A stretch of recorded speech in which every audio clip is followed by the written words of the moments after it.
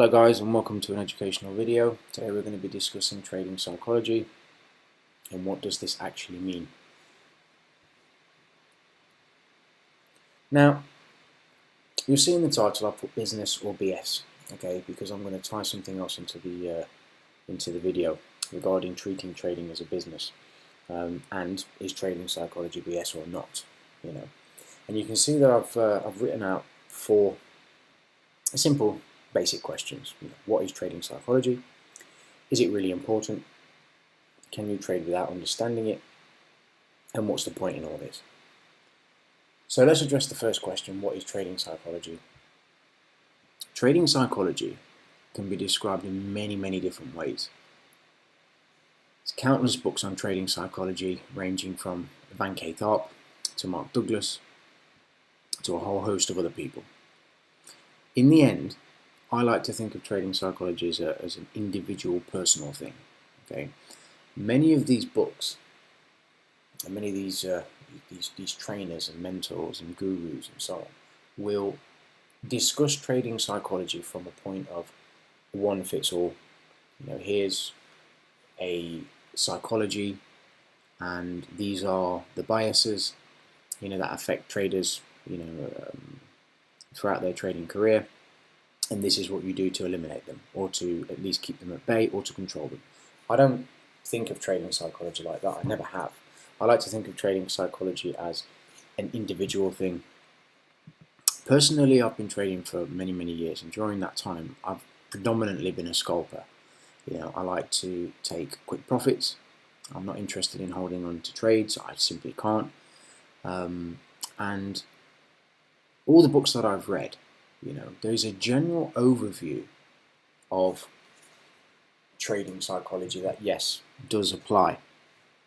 To be determined, to be persistent, to be mentally tough, to go through the challenges and to keep coming back and so on. This is something that we can all learn from. These are all character traits that you can build on, But when it actually comes to trading itself, when you're in a trade, if I was to hold a trade for longer than, say, a 30 pip move, and we're discussing the Forex market in this case, for a 30 pip move, anything after 20-30 pips, I start getting antsy. I want to get out of the trade. I don't really want to be in the trade.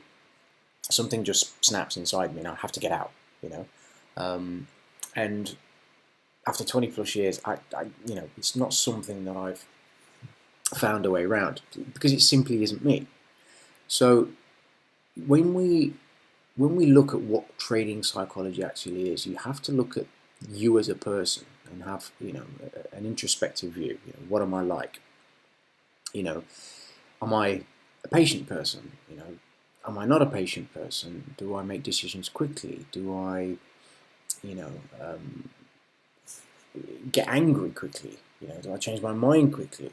All of these character traits are going to show up in your trading. They just are. Trading, is nothing more than just a mirror, which I'm sure many people have said before. It's not, anything new.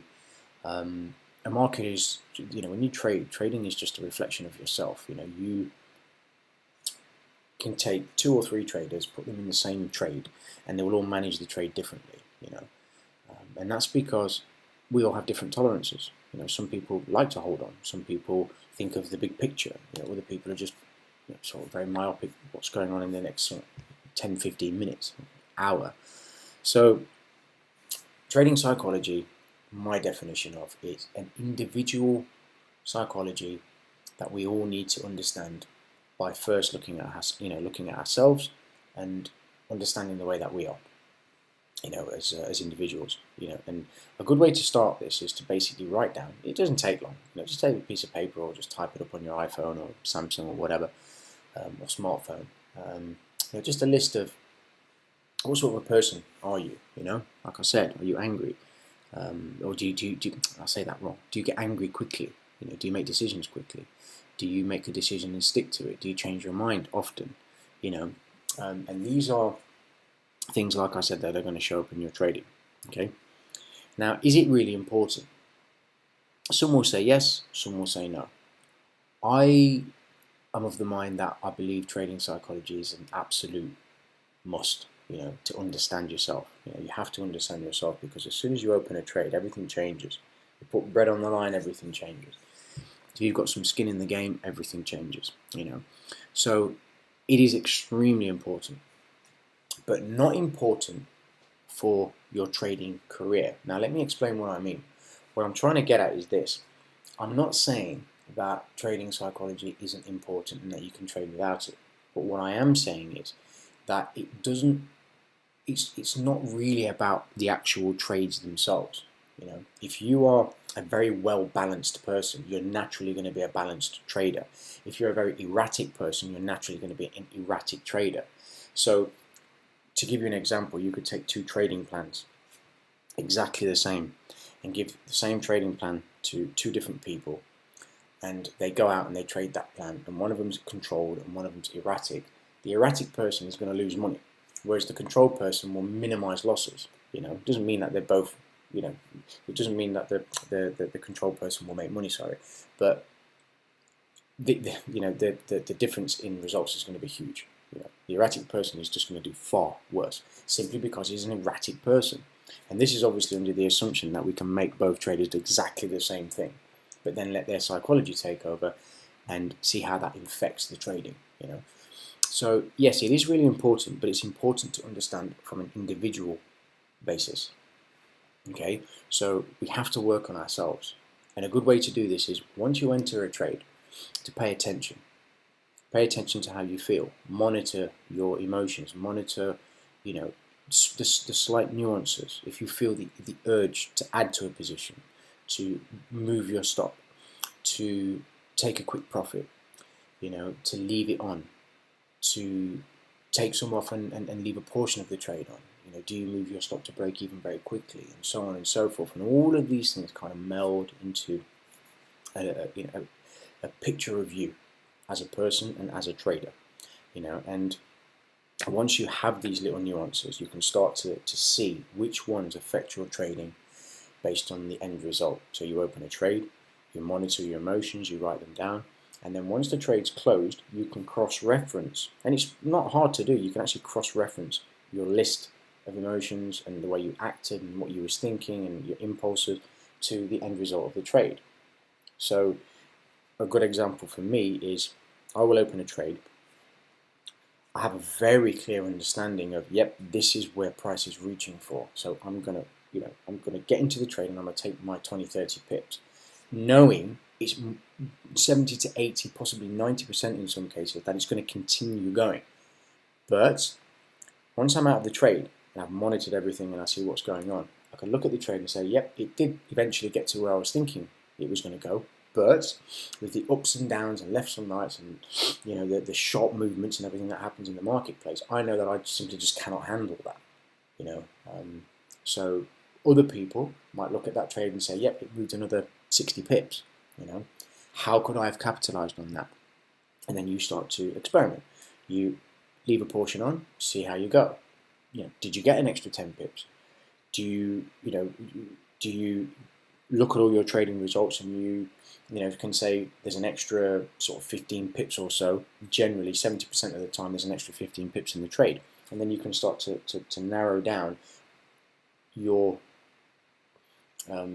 psychology in a way where you can maximize a trade that, number one, you were already in, and number two, you've just maximized a little bit more profit. You've taken the maximum amount of profit out of that trade for you personally, and your own particular psychological makeup. The third question is, can you trade without understanding it? I don't believe you can. Now, the reason I put this question in there is because I want to separate the distinction between psychology and trading psychology. Trading psychology, like I said, is a very introspective thing. It's something that's internal. It's something that you come into the marketplace, and trading psychology will, the way that you are personally is what's going to come out in the marketplace, and it just gets amplified. So you cannot trade without understanding yourself and understanding trading psychology from a personal point of view. Now, a good thing that you can start doing is, in your journal, And not a lot of people, I say not a lot of people, but some traders journal, some traders don't. Okay, a lot of people leave things to memory. I used to, but I started to write things down and I started to pay attention.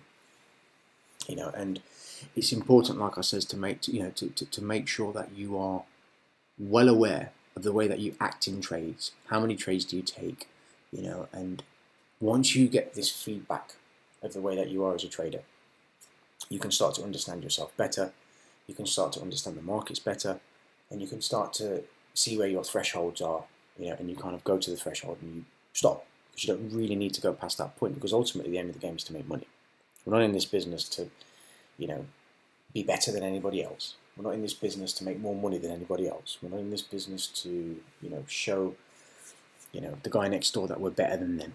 We're in this business to make money, okay? And many traders have heard this before. Trading is not a joke. It's not some, incredibly easy thing that you can just come in and start making money straight away, or that you're just going to get it straight away. Some people will get it quicker than others, fine. But it's a long, lonely process, and sometimes it's not worth it. You'll hear people say, "Oh, it's definitely worth it in the end."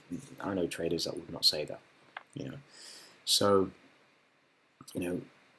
you can't trade without understanding yourself, and you can't trade, without understanding the way you are as a person, your biases, the way that your temperament. You need to understand all of this before you go jumping into the marketplace, because, like I said, as soon as you put money in the market, everything changes. And what's the point of all of this? Well, the idea here is to just simplify things. Okay, it's not about reading countless books, and writing a myriad of different, journals, and going crazy and, overdoing it. You don't need to do any of that stuff. All you need to do is just, like I say, have a little notepad on, on the side or on your desk, and when you start trading, or when you open a trade, pay attention. That's it. And the point of all of this is simply that. Start paying attention. That's all you need to do. Just start paying a little bit more attention. Make a note of the things that you have. Make a note of the things that you're doing when you open a trade, and then take that information and cross-reference with what you have as the end result.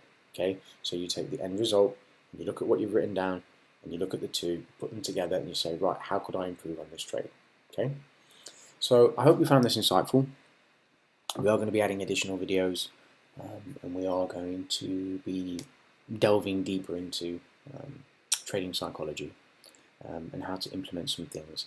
But ultimately, like I said, it's a personal thing. It boils down to, if you get nothing from this video other than this one simple thing, then I'll be happy. Trading psychology is a personal thing. It's something that you personally need to work on yourself.